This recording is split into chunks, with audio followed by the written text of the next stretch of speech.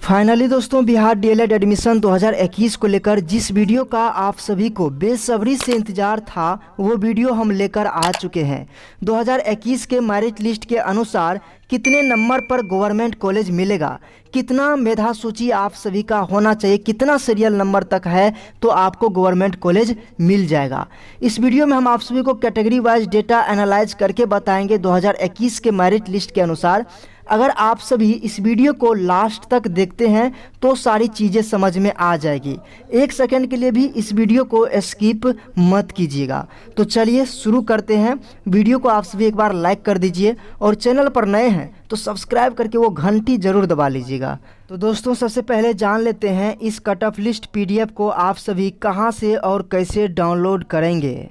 तो इसके लिए सबसे पहले आप अपना कोई भी गूगल ब्राउज़र को ओपन कीजिए और सर्च कीजिए kossistudy.com। आपका पेज कुछ इस तरीके से ओपन हो जाएगा। बिहार डीएलएड कट ऑफ 2021 को लेकर ऊपर में ही लिंक आपको मिल जाएगा, आप इसे ओपन करेंगे।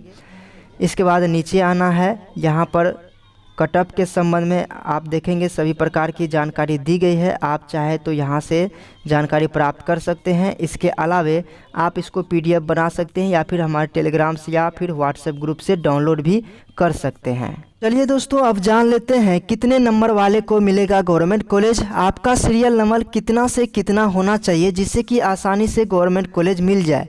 यहाँ पर हम category wise cut off rank को भी एनालाइज किए हुए हैं। जैसे कि आप देख सकते हैं, मैंने एक डिस्ट्रिक्ट मुजफ्फरपुर के अंतर्गत जितने भी गवर्नमेंट कॉलेज है सभी को एनालाइज किया है। अगर आप किसी भी डिस्ट्रिक्ट से हैं तो इस वीडियो को लास्ट तक जरूर देखिए। यहाँ पर टोटल 800 सीट है, तो 800 में 50% साइंस के लिए और 50% में आर्ट्स और उर्दू वाले अभ्यर्थी एडमिशन लेंगे। यहाँ पर सबसे पहले समझ लेते हैं कैटेगरी वाइज कहाँ पर कितनी सीटें हैं। यहाँ पर देखिए, जनरल को 40%, बीसी को 12%, एबीसी को 18%, ईडब्ल्यूएस को 10%, एससी को 16%। इस तरीके से सीट आरक्षित है। इसका जो है आप देखेंगे तो रामबाग मुजफ्फरपुर में 200 सीट है, तो साइंस वाले में 100 सीट होगा। 100 का 40% आप निकालेगा तो 40 सीट होगा। 100 का 12% निकालेगा तो बीसी के लिए 12% होगा। उसी तरीके से पीटीसी पताही में जो है 40 सीट हो जाएगा जनरल में, क्योंकि यहाँ पर 200 सीट है तो 100 हो जाएगा साइंस में, 100 हो जाएगा आर्ट्स और उर्दू वाले। तो यहाँ पर जो है साइंस की बात करें तो साइंस को लेकर 100 सीट है, तो जनरल में 40, बीसी में 12, तो मतलब दोनों का डेटा सेम है। इसके बाद आगे आएंगे तो पोखरिया, यहाँ पर 250 सीट है, तो 250 का आप जो है आधा कर दीजिएगा तो 125 सीट हो जाएगा साइंस के लिए। और 125 का जैसे ही आप 40% निकालेगा तो 50 हो जाएगा, 12% निकालेगा तो 15 हो जाएगा। तो यहाँ पर हम एक एक डिटेल्स को अच्छे से एनालाइज करके नोट कर लिए हैं। इसके बाद चंदवारा की बात करें तो यहाँ पर 150 सीट है, तो 75 हो जाएगा साइंस में, तो 75 का 40% निकालिएगा तो 30 हो जाएगा, 12% 9। इस तरीके से हम यहाँ पर डेटा एनालाइज किए हैं। इसके बाद यहाँ पर बात कर लेते हैं टोटल सीट। तो टोटल सीट जो है चारों कॉलेजों में मिलाकर जनरल में 160, बीसी में 48, ईबीसी में 12, एससी में जो है 40। उसके बाद जो है इस तरीके से आप देख लीजिए, ईडब्ल्यूएस में जो है 40। इसके बाद एससी की बात करें तो यहाँ पर 64। तो यहाँ पर हम सभी सीट को अलग अलग करके मेंशन कर दिए हैं। तो यहाँ पर अगर बात करें टोटल अलग अलग कॉलेज में कितना सीट है तो आप सभी देखेंगे 100, 125, इसके बाद 75 और यहाँ पर टोटल 400। ये जो है साइंस का है, इसमें आर्ट्स और उर्दू वाले को हम शामिल नहीं कर रहे हैं। अगर आप इतना तक समझ गए हैं तो अब यहाँ पर जो मेन चीज़ है समझना, इसको समझिए। अब दोस्तों बात कर लेते हैं, अगर आप साइंस के कैंडिडेट हैं तो कितना से कितना सीरियल नंबर आपका होना चाहिए और कितना से कितना परसेंटेज मेधा सूची में होना चाहिए जिससे कि फर्स्ट राउंड से लेकर लास्ट राउंड तक में आपको एडमिशन मिल जाएगा। यहाँ पर हम सभी डिस्ट्रिक्ट के कॉलेजों की बात करेंगे, साथ में डाइट रामबाग मुजफ्फरपुर का एग्जाम्पल लेते हुए। तो दोस्तों, डाइट रामबाग मुजफ्फरपुर में साइंस विषय के लिए टोटल 100 सीटें हैं और जनरल के लिए 40% सीटें निकाल दीजिएगा तो 40 सीटें जनरल में हो जाएगा। इसका मतलब ये हुआ कि जनरल कैटेगरी में 40 स्टूडेंट को लिया जाएगा। तो आप सभी को पता है कि जनरल कैटेगरी में सभी कैटेगरी के स्टूडेंट शामिल हो सकते हैं, चाहे बीसी हो, ईबीसी हो, एससी हो, एसटी हो। जितना भी सीरियल नंबर 40 तक में आ जाएगा, चाहे वो किसी भी कैटेगरी से हो, वो जनरल से काउंसलिंग करवाएंगे। जैसे कि यहाँ पर डाइट रामबाग मुजफ्फरपुर का देख सकते हैं प्रोविजनल मेरिट लिस्ट है। अब यहाँ पर हम आपको समझाते हैं। जैसे कि जनरल में 40 सीट है और आप जानते हैं कि जनरल कैटेगरी में सभी कैटेगरी के स्टूडेंट शामिल हो सकते हैं। तो सीरियल नंबर 40 तक और 40 से ऊपर चाहे यह किसी भी कैटेगरी का स्टूडेंट हो, यहाँ पर देख सकते हैं ST, SC, general, BC, EBC सभी कैंडिडेट हैं। तो 40 तक में जितना भी स्टूडेंट आएगा सभी जो है जनरल से ही अपना काउंसलिंग करवा लेंगे। इसका मतलब जो भी कैटेगरी के स्टूडेंट बचे हैं और कैटेगरी में सीटें बची हुई है, तो 40 सीरियल नंबर के नीचे जो स्टूडेंट है उसके बाद कैटेगरी से अपना काउंसलिंग करवाएंगे। ये चीज़ें आपको क्लियर हो गई। पीछे वाले वीडियो में इस चीज़ को हम क्लियर नहीं किए थे। अब यहाँ पर एक पॉइंट को और समझते हैं। जितना भी स्टूडेंट टॉप पोजीशन पर हैं, ये जो है 2, 3, 4 कॉलेज में आवेदन जरूर किए होंगे। डाइट रामबाग मुजफ्फरपुर में 4 कॉलेज है, तो कम से कम 3 कॉलेज में ज़रूर आवेदन किए होंगे। तो यहाँ पर जो है इसका हम 2.5 गुना लेकर के चलते हैं। टोटल जनरल में 160 सीटें हैं। अगर आपका 160 सीरियल नंबर जनरल से बनता है तो किसी न किसी कॉलेज में आपको एडमिशन मिल जाएगा। और इसी तरीके से आपको अपने कॉलेजों का भी एनालाइज करना है। तो यहाँ पर हम मान करके चलते हैं चारों कॉलेज में आवेदन नहीं किया है, 2 या 3 कॉलेज में आवेदन किए होंगे। तो 2.5 गुना हम लेकर के चलते हैं। अगर आपका सीरियल नंबर 40 तक बनता है तो निश्चित रूप से फर्स्ट राउंड में आपका जनरल से सीट अलॉट हो जाएगा। इसके बाद अगर आपका 100 सीरियल नंबर तक बनता है, डाइट रामबाग मुजफ्फरपुर से जनरल कैटेगरी के अभ्यर्थी हैं, तो आपको अंतिम राउंड तक में एडमिशन मिल जाएगा। इसके बाद जिसका सीरियल नंबर 40 बनता है उसका रैंक देखेंगे परसेंटेज में तो 83.8% मेधा बनता है, और जो 100 नंबर पर है उसका 80% मेधा बनता है, 80.6%। तो इस तरीके से आप देख सकते हैं जनरल कैटेगरी का कटअप जो रहा है वो 83 रहा है, और यहाँ पर जाते जाते जो है 80% तक चला जाएगा। अब बहुत सारे अभ्यर्थी बोलेंगे मेरा 78% बनता है, 77% बनता है जनरल कैटेगरी से, तो क्या हमको चांस मिलेगा?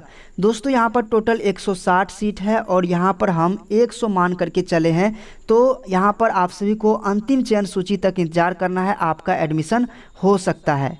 इसके बाद बात कर लेते हैं अदर कैटेगरी का। जैसे कि 40 सीरियल नंबर तक जो भी स्टूडेंट थे उन्होंने अपना काउंसलिंग अभी तक में करवा लिया होगा। इसके बाद जो नीचे वाले अभ्यर्थी हैं वो अब कैटेगरी से अपना काउंसलिंग करवाएंगे। तो 40 के नीचे 60 तक में 12 स्टूडेंट हो जाता है। बीसी कैंडिडेट की संख्या अधिक है, तो 40 से 60 तक में ही 12 कैंडिडेट हो जाते हैं। अगर आपका 60 serial number diet Rambagh Muzaffarpur तक में बनता है, बीसी कैंडिडेट हैं, तो डेफिनेटली है आपको फर्स्ट राउंड में ही कॉलेज मिल जाएगा, काउंसलिंग आपका हो जाएगा। इसके बाद जिसका 60 सीरियल नंबर है उसका 82% मेधा बनता है। तो यहाँ पर 82 या इससे अधिक है तो आपका फर्स्ट राउंड में काउंसलिंग हो जाएगा। इसके बाद यहाँ पर 3 गुना जितना भी स्टूडेंट इस बीच में होगा बीसी वाले, वो 2-3 कॉलेज में ज़रूर आवेदन किए होंगे। इसलिए यहाँ पर हम देख सकते हैं 60 से लेकर के 150 तक लेकर के चले हैं, मतलब 2.5 गुना स्टूडेंट। तो क्योंकि बहुत सारे ऐसे अभ्यर्थी होंगे जो अदर कॉलेज में अपना काउंसलिंग करवा लेंगे। अगर आपका 60 से 150 के बीच सीरियल नंबर बनता है और जिसका 150 सीरियल नंबर है उसका परसेंटेज 79 है, तो 82 से लेकर 79% तक बनता है, तो बीसी से आपका चांस है अंतिम राउंड तक में काउंसलिंग हो जाएगा। इसके बाद बात कर लेते हैं ईबीसी के लिए 18% सीट आरक्षित है।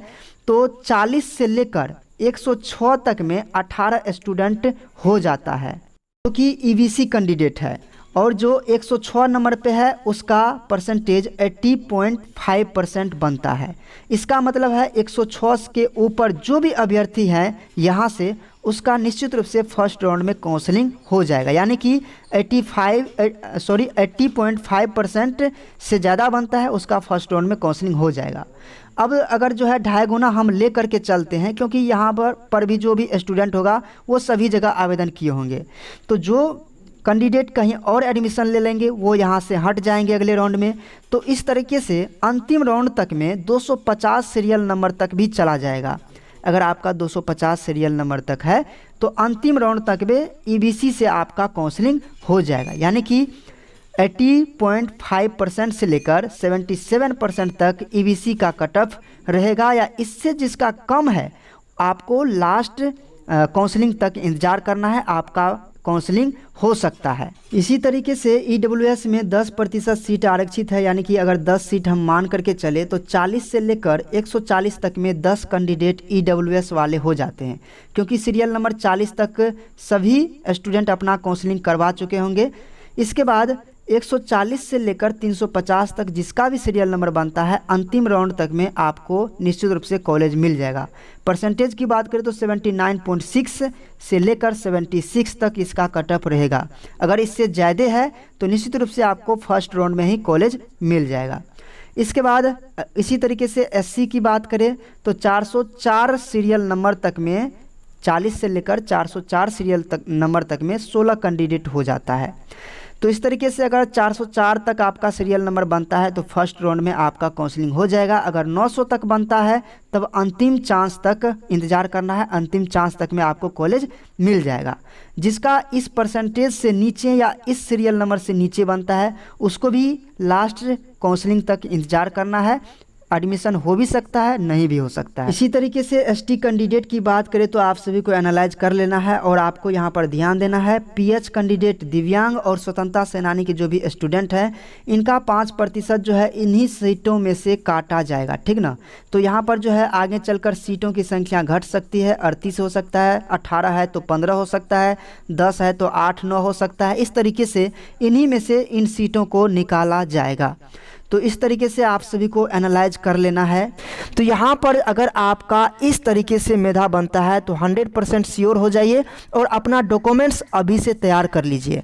डॉक्यूमेंट्स में आप सभी को ओरिजिनल सीएलसी लगेगा और ओरिजिनल माइग्रेशन लगेगा। अगर आपके पास सीएलसी नहीं है, कहीं पर एडमिशन ले रखे हैं, तो आपको वहाँ से नामांकन रद्द करवाना होगा, तब वहाँ से आपको टीसी मिल जाएगा और माइग्रेशन मिल जाएगा। तो उस टीसी से और माइग्रेशन से आपका एडमिशन हो जाएगा। क्योंकि डीएलएड और ग्रेजुएशन दोनों रेगुलर कोर्स से हैं, अगर आप दोनों रेगुलर कोर्स से करते हैं तो वो वैलिड नहीं होगा, इसलिए कहीं एक जगह से आपको एडमिशन कटवाना होगा। इस पर दोस्तों हम आगे डिटेल से वीडियो लाएंगे, तो हमारे साथ बने रहिएगा और इस पीडीएफ को टेलीग्राम से डाउनलोड कर लीजिएगा, या फिर कहे तो koshistudy.com वेबसाइट से। जैसे ही आप koshistudy.com होम पेज पर आते हैं, यहाँ पर आप सभी को बिहार डीएलएड कट ऑफ 2021 के बारे में पूरी जानकारी दी गई है। आप यहाँ से भी इसका पीडीएफ डाउनलोड कर सकते हैं और जानकारी प्राप्त कर सकते हैं। तो आप सभी ज़रूर विजिट कीजिए और आगे की अपडेट जो भी होता है हम आप सभी को देते रहेंगे। तो हमारे साथ जुड़े रहिए और टेलीग्राम ग्रुप, व्हाट्सएप ग्रुप को भी ज्वाइन कर लीजिए और ज़्यादा से ज़्यादा सपोर्ट कीजिए। वीडियो को लाइक करना मत भूलिएगा। साथ में नए साथी हैं तो चैनल को सब्सक्राइब भी ज़रूर कर लीजिए। धन्यवाद।